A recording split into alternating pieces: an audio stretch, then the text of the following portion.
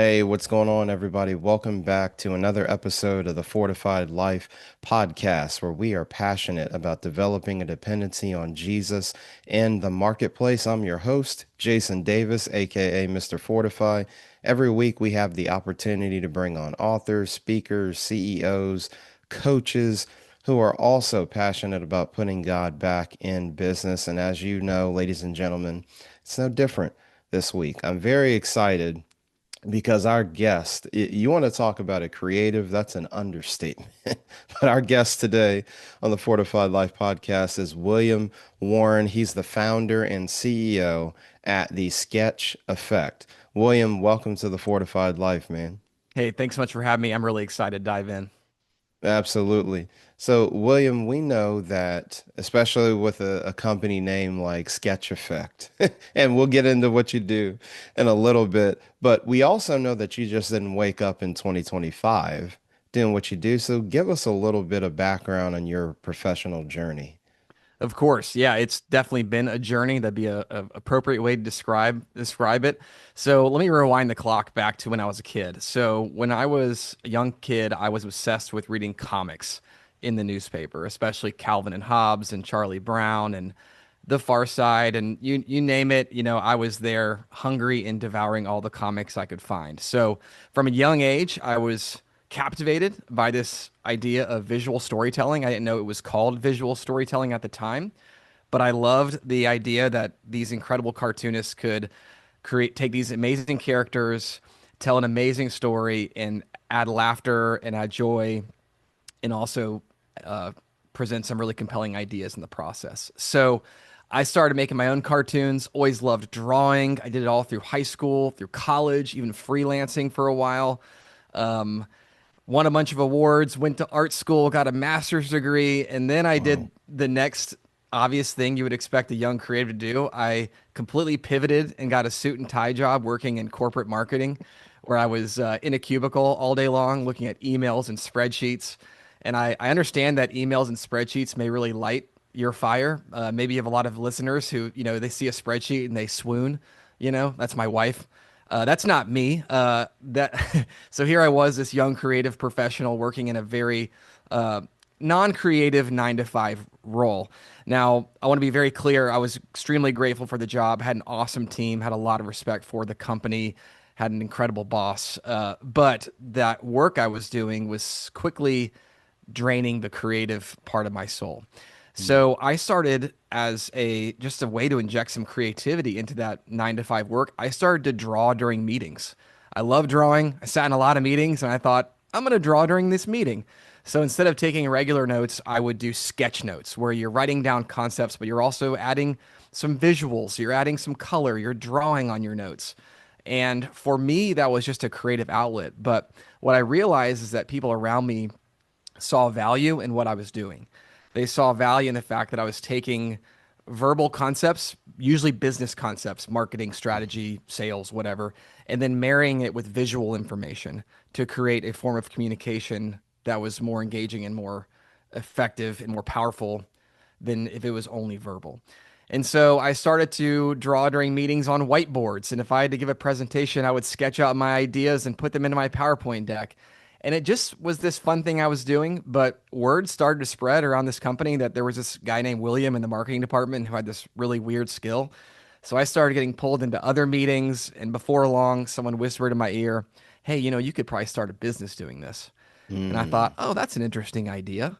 This creative kind of hobby, this thing that I was doing just for fun could actually be a viable business. So I launched a side hustle, got enough jobs, got enough sales coming in the pipeline that it became more than a side hustle. I actually, had a number of new clients lined up. I decided that I love this idea. There was momentum behind it. And so I quit that job and started the Sketch Effect. And that was about 12 years ago. Wow. And it's been an incredible journey. I never set out to be an entrepreneur. I consider myself a creative first and foremost. But man, I've loved the journey. It's been a wild ride and we've grown, we've scaled up, and we're learning constantly and just trying to build the best creative business we can. I love it, William. I want to go back to because you gave the journey and you talked about your childhood. So you always had an interest in the comics. When did you kind of know? I could hear the like and the passion for it. When did you know that you had the skill? Like it was that putting pen to paper? Was it like a lot of little kids they trace different characters. Like, when did you know, like, yeah, there's something more here? I'm not sure when I knew it, but I'll tell you when my mom knew it because she had a front row seat to it. I did a report on Captain Cook in first grade, first grade. So, 6 years old or whatever you are in first grade. Hmm. And, you got a big poster board and you had to like read a little book about the thing and then add some, things to your poster board. And I drew a picture of Captain Cook's ship with like the sails and the masts and the rigging and all this stuff. And my mom looked at it and she said, "That's a great drawing. Where'd you learn to trace like that?" And I said, "I didn't trace it. I just drew it." And my mom will say that is the moment when at least she realized that there was some God-given talent that I was blessed with. But from a young age, I just always was doing it. And I loved it and was hungry to learn how to draw better. I remember drawing in church growing up, and the people around me, my parents worrying about me distracting the people around me, but the people around me just finding it really cool and interesting that there was this 7-year-old kid drawing on the back of the bulletins in church. So yeah, it was always part of my DNA, always part of how I was wired. Mm. No, William, I want to get inside your head for a second. When you're actually doing the visual storytelling, like you've heard of the movie A Beautiful Mind I have. I with have not seen it, but I've heard of it. Gotcha. So I just remember even from the trailer, like when it came to math, all of a sudden the equations are floating around in midair. Is that I'm laughing, but I just know that with creativity, I mean, God can do anything. So for you, what's kind of happening um uh, with you getting a mental picture and then taking what you're hearing, listening to, and paying attention, and then you're putting it, the pen to the paper to or the digital, whatever Right, board, if right. you're on a digital. But what Yep. is that like? Like, is it imagery? I mean, I'm just very curious about that. Yeah, well, all human beings are visual learners. Some are Mhm. wired more towards it than others, but every human being is wired for visual thinking and visual learning. This is something we Okay. actually promote a ton at the Sketch Effect, and we lead workshops with our clients on visual thinking in the workplace. Mm. However, what most of us are trained to do, and this goes back to how we were uh, educated growing up, we are Hmm. trained to communicate with words. So we are taught how to write. We are taught how to speak. We are not taught how to visually communicate, unless, of course, you Mm. go to art school. And then what happens is people end up in the workplace, and what do you see? You see lengthy, wordy emails. You see PowerPoint decks that are crammed full of way too many words. No one's ever going to read, all the words on your slide. And you see people in meetings just talking, talking, talking, talking, talking over each other. So we're conditioned for verbal and auditory communication and processing, although our brains are wired for visual thinking. So for me, I always think in pictures. When I'm processing an idea, reading a book, I'm imagining the concepts playing out like a movie in my mind. And so what we do at the Sketch Effect, which is called graphic recording or live visual note taking, and what I did at my old job, when it was still a side hustle, is we are taking that aspect of visual thinking, but then we're finishing it. We're completing the circle by also rendering out the concepts in a visual format. Hmm. And obviously, we're all trained professionals. We do this for a living, but anybody can be a visual thinker and a visual communicator. It just takes a little bit of visual literacy Mm. and increasing your visual vocabulary, and also just a little bit of confidence. A lot of people they also believe they're not good at drawing, and they think, oh, I can't draw, so therefore I'm not going to be a visual thinker. And that's a big problem because our brains are wired for it. So even if you think you can't draw a stick figure, one, you can. But two, it's not about the quality of your art. It's about the quality of your ideas and the effectiveness of your communication. And so, yeah, that's a little bit of a peek behind the curtain. It's a lot of neuroscience. I'm not a Hmm. neuroscientist. I've read a bunch of books Hmm. about it, and I can draw a really cool brain. So that gives me a little bit of credit, I think. But yeah, it all goes back to how our brains are wired as human beings to think Hmm. and process and communicate visually. Wow. I love that breakdown, William, how we're wired for it. So you describe yourself as a creative first. Let's talk about the business side of things. So you have the sketch effect. Now there's things, we're talking in marketing, which you do have a background in, but now there's scale and Oh yeah. money and paying people and all this other stuff. And what was there a moment where it was, man, can we just draw? Not like there's taxes, Yeah. Oh there's yeah. spreadsheets. So what was that like for you becoming a CEO and understanding that, wow, I have a business now. So yes, I have this product that is being turned into a service, but now I'm responsible. I am leading now. There's like, what was that like for you? There's a very big difference between being a really good creative and running a very good creative business. And Mm, a lot of creatives stumble on that because they okay. think, hey, if I'm just a really great artist or a really great painter or a great photographer or a great videographer, then inevitably I will run a successful photography business or videography business or painting business. And that's not true. The reality is that if you want to be successful as a creative in the marketplace, you have to get good enough at the basics, the business basics. And I'm very deliberate with the word good enough. You don't have to be Hmm. excellent at business. You don't have to go get an MBA. You don't have to, audit all these courses. You just have to be good enough. And I wrote a Hmm. whole book on it. It's called The Conquering Creative, which I wrote 2 years ago based on my first decade of running a creative business of Hmm. 9 lessons I learned. And a big point in that book is business is not as hard as you think it is. Hmm. Just a baseline knowledge of how sales work and why people buy, a baseline knowledge of like how to hire properly, how to delegate the things that are not worth your time, how to get a basic understanding of your finances. What is a P&L? How do you understand what's coming in and what's going out? Minimize your overhead while increasing, the top line and maximizing the bottom line.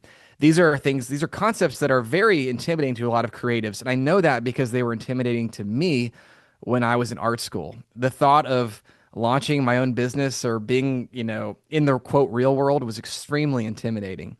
Hmm. And I'm actually very grateful for my stint in corporate America because, among many things, I learned that business wasn't that complicated. If Hmm. you provide a good service, if you treat people with kindness, if you honor your word, you do what you say you're going to do, you communicate thoroughly, you communicate quickly, you will be successful. It's really the building blocks of a great business is not that complicated. Now it does get complicated when you start thinking of nuance of strategy and Hmm. all these other more technical things, but the basics of business are not that hard. It just does take a willingness to learn. It takes a growth mindset. And for me, when I was starting my business, I thought, hey, I'm just going to take it one step at a time. Like I've never hired an employee before, but I'm going to hire one and let's see how it goes. And you make a lot of mistakes, but you learn from it, you bounce back, and then you move forward with just an increased body of knowledge, acumen, and experience. Yeah, William, I appreciate you giving a peek behind the curtain because there's a lot of creatives out there, and I know they felt similar or they're feeling what you've been through before. So I appreciate you giving us those gems of wisdom. Speaking of your book, William, that was a perfect segue. I noticed you divided the book, I think, into it's three parts. Shift your thinking, shift your actions, shift your outcomes. Why those three? And if you make those shifts, what is the end result of being able to do that? Sure. So when I was distilling everything that I had learned through my first 10 years of running a creative business, they naturally sorted themselves into those three categories. So in the Gotcha. first one being thinking, and that is the most important one to start with because your thoughts dictate your actions. Your actions become habits, then your habits become your future. So that's sort of Hmm. how that breakdown happened. You start with your thinking, then once you get your thinking right, then you tackle your daily actions, the things you do every day, and then you begin to think about your future, where you're going, strategy, dreaming, all that fun stuff. But it's got to start with your thinking. And one of I believe it's the first chapter, the very first shift that we talk about. So each of the three sections are broken into three chapters. So Hmm. three sections, nine total chapters. One of the early ones is shifting from the shift from my creativity is my passion to my passion is my product, and Mm. that's a very hard gap for a lot of creatives to get across. Because for us, I mean, everyone's passion. I mean, everyone is more or less passionate about what they're naturally good at. But for creatives, it's a little bit different because our work as creatives is very intimately tethered to our souls. Mm. Creative expression is very emotional. It's very intimate, and we grow up drawing or painting or taking photos or writing or whatever it is, and it's very much linked up with our hearts and our souls. So shifting from doing this thing that you love for the fun of it to doing it for money in the marketplace can be very difficult for a creative to get across. But I start with this in chapter one because it's so important. If you are not willing to quote unquote sell out, and I use that, of course, with a little bit of what's the word, sarcasm. If you're not Hmm. willing to put a price tag on your work, then you should not pursue a creative career. You should keep it in the hobby zone. And that's perfectly fine for a lot of people. A lot of people love doing their creative work as a hobby and then getting, their income and their livelihood from something else. And that's a totally viable option for a lot of people. But if you do want to be a professional creative, you have to make peace with the fact that you are packaging up what is essentially part of your soul. You're putting it into a box, you're putting a price tag on it, and then you're going out in the marketplace and trying to sell it. Obviously, it's more elegant than that, but um, the point is you have to make peace with that first and foremost before you tackle any of the other shifts. Wow. That's powerful, William. And folks, if you're listening and you're creative, I'm telling you, these are some critical things that William is sharing.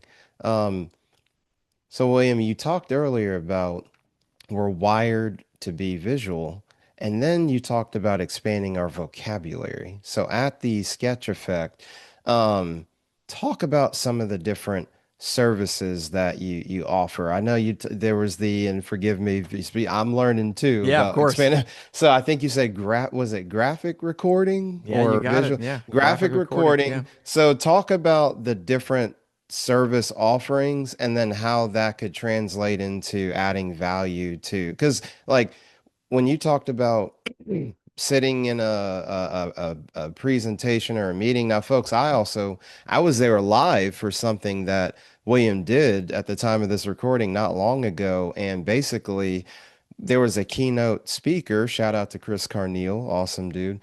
Chris was giving a keynote, and William was summarizing Chris's points into a drawing, and then afterward, you're able to walk and see an entire visual summary of what uh, Chris talked about, and it was almost like watching the talk again, but being like, man, wow, Chris really did say that, and wow, William, how in the world did you do that? So just help us understand the different offerings and things like that, whether you're in a keynote, a meeting, a conference, what does that look like? Yeah, shout out to Chris Carneal. When he asked me to come and sketch their Virtue Voices event, I was like, of course, I'll be there in a heartbeat. It's an awesome event. Anyone in the Atlanta area should check it out. So yes, you saw it, and what you saw is our main primary service, which is called graphic recording. It actually goes by a Gotcha. lot of names. You might hear the name graphic facilitation, which is a little bit different, but it's in the same family.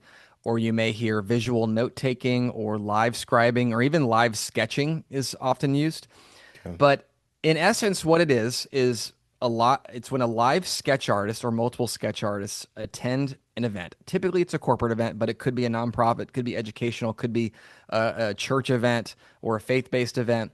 And they're in the room. They have a canvas set up. It's either a physical canvas, which for us is typically large foam core boards. So imagine like a large whiteboard with markers, or it could be digital, where the artist is drawing on a tablet with a stylus, and they're in the room. They are listening to content, whether it's a main stage speech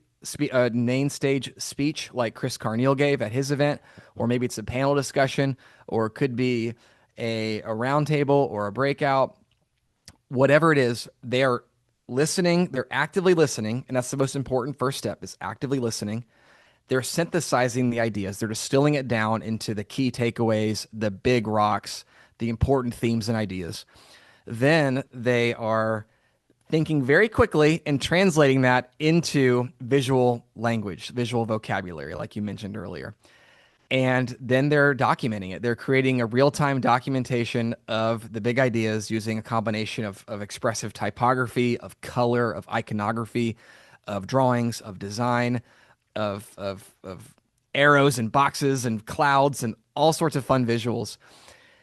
And then they're making it look really cool. So they're polishing it up and making it look really exciting. And the goal of that is really to make the meeting better. It's to make the experience as an attendee better by helping the learnings be more engaging, help people to remember what they're learning, to share what they're learning, so that when they leave, the ideas don't just evaporate, which most Mm, corporate meetings, people show up, they learn, hear a bunch of words, and then they leave, and then 95% of it evaporates. We don't want that. We want the ideas to stick. We want people to remember it, to share it.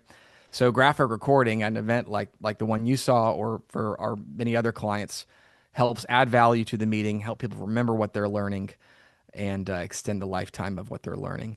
In addition to that, we also offer animation services, which is more straightforward. Most people know what that is. You know, we do whiteboard videos, we do motion mhm. graphics videos, we do 2D animation, and then we also will do infographics. We call them summary boards. We'll do still images like an infographic, which is not tied to a live event. But the overarching theme of all of it is visual learning. Going back to what I shared earlier, we're all wired to think and learn and process visually.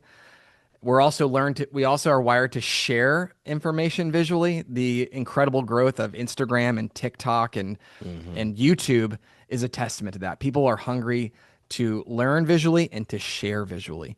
So Mm. Sketch Effect exists to help that process happen in the corporate space for our clients. And it's a lot of fun. I mean, you saw me at work. I have a blast doing it. Our artists have a Mhm. blast doing it. So selfishly, I love what we do because I have a Mhm. great time.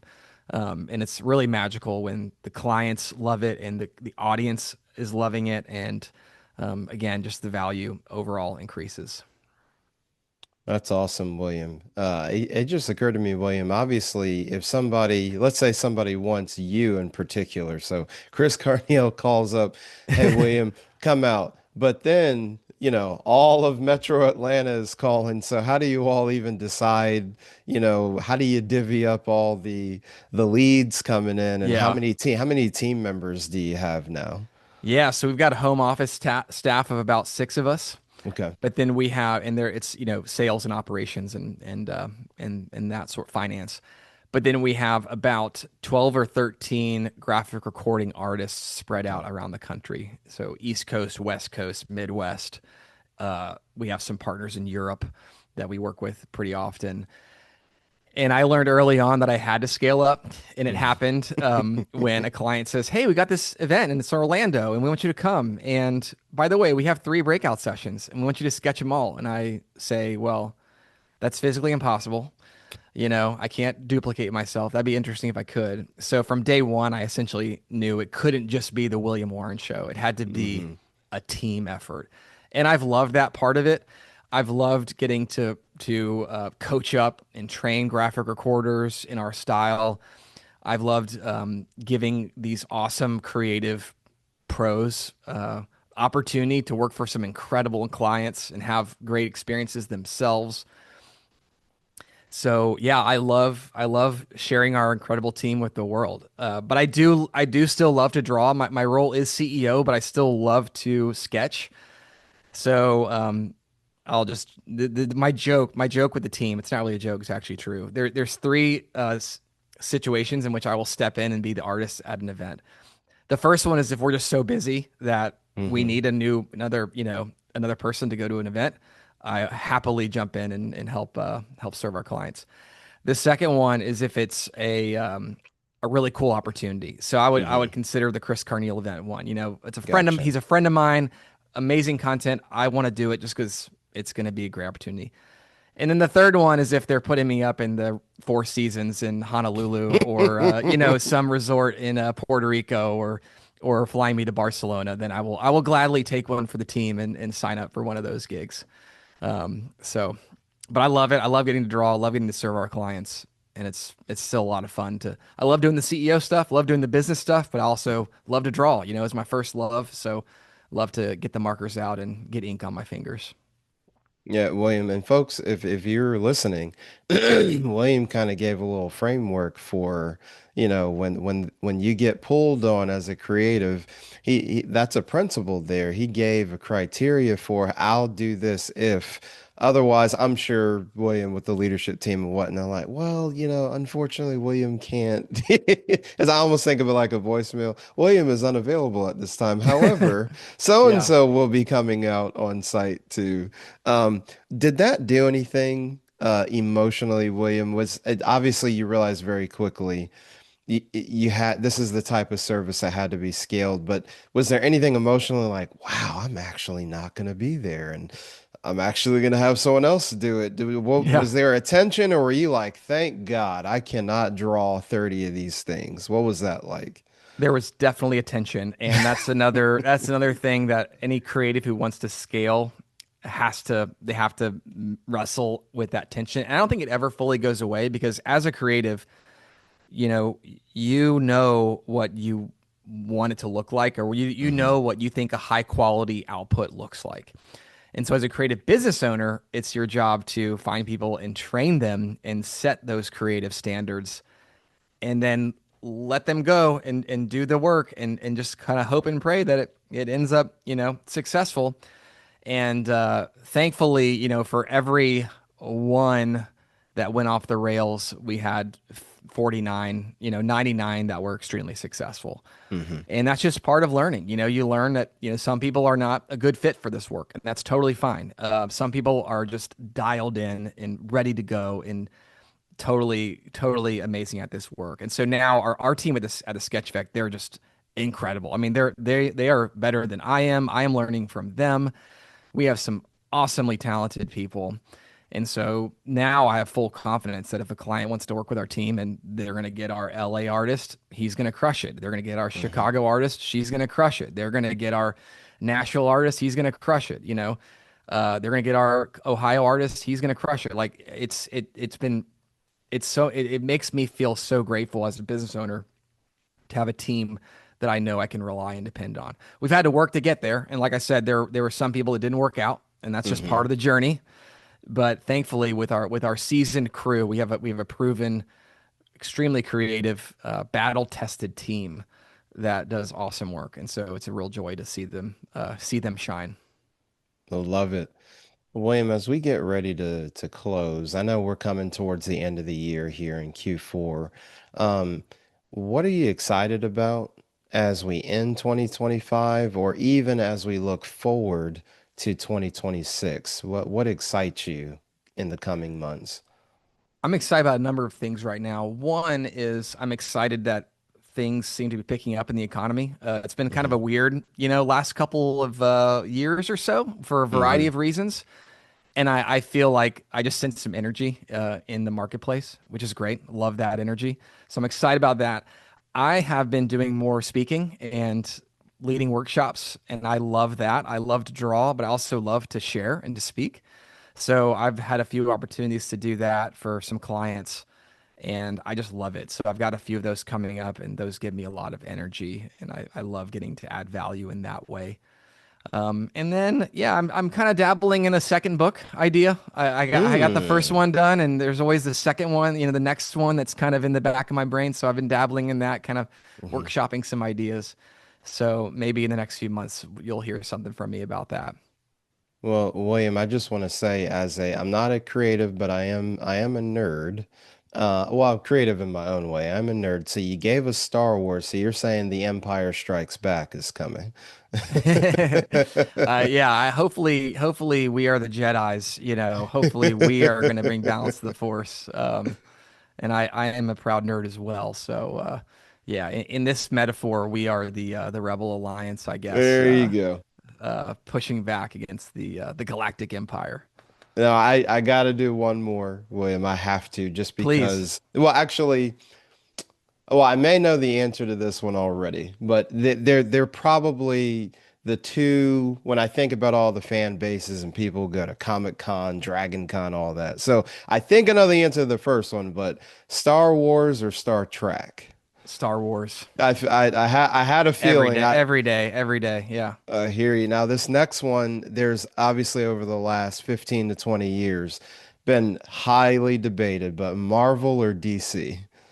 Oh man, I gotta go DC. I Okay. just I love Batman is my favorite There you go. superhero, and I love the Batman movies. I think they're Yeah. for the most part consistently awesome. So I will plant my flag in the DC universe.